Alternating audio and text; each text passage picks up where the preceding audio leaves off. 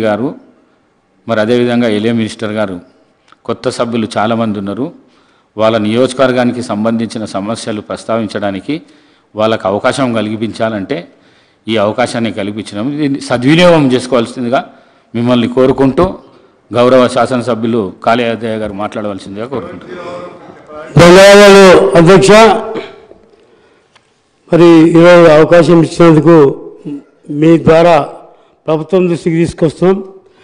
మా చేవెళ్ళ ఈసీ మూసి నదుల మధ్యన క్యాచ్మెంట్ ఏరియాలో ఉంది.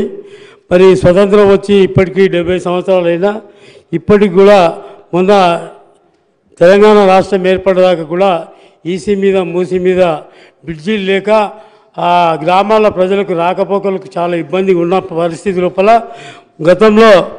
గత ప్రభుత్వంలో ముఖ్యమంత్రి గారు 10 బ్రిడ్జీలు ఇవ్వడం జరిగింది.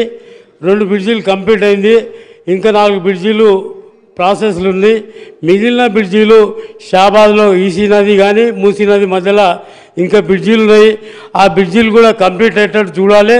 మరి బ్రిడ్జీలు శాంక్షన్ అయిన తర్వాత కూడా వర్కులు క్యాన్సిల్ చేస్తున్నారని ఆపుతున్నారని తెలిసింది.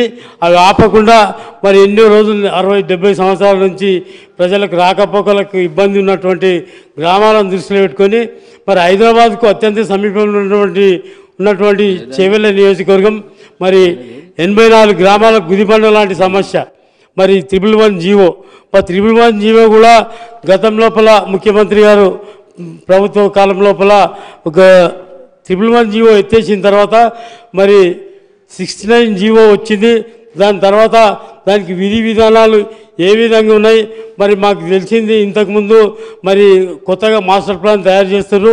అక్కడ ఉన్నటువంటి గ్రామాలను కూడా మరి ఎక్కడ రైతులకు కానీ మరి అక్కడ ఉన్నటువంటి ప్రజలకు కానీ ఇబ్బంది కలగకుండా మరి కొడుకు పెళ్ళికో బిడ్డ పెళ్ళికో ఇల్లు కట్టుకోవడానికో ఈ భూమి అమ్ముకుందామంటే కూడా ఇబ్బంది ఉన్నటువంటి పరిస్థితి లోపల మరి చాలా రోజుల నుంచి 111 జీవో గురించి బాధపడుతున్న సందర్భం లోపల తీసుకురావడం జరిగింది. మరి రద్దయింది.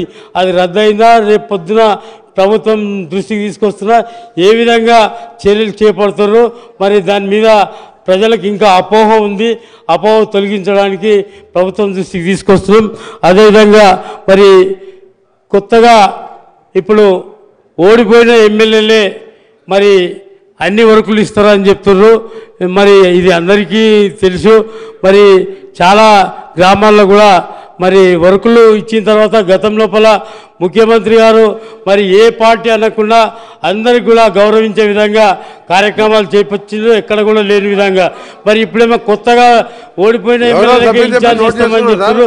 ఎంతవరకు సభ్యులు యాదవ్ గారు చెప్పింది నోట్ చేసుకున్నాం. తప్పకుండా సంబంధిత డిపార్ట్మెంట్కి పంపించడం జరుగుతుంది. వారు చెప్పిందని నోట్ చేసుకున్నాం. గౌరవ శాసనసభ్యులు జి వినోద్ గారు.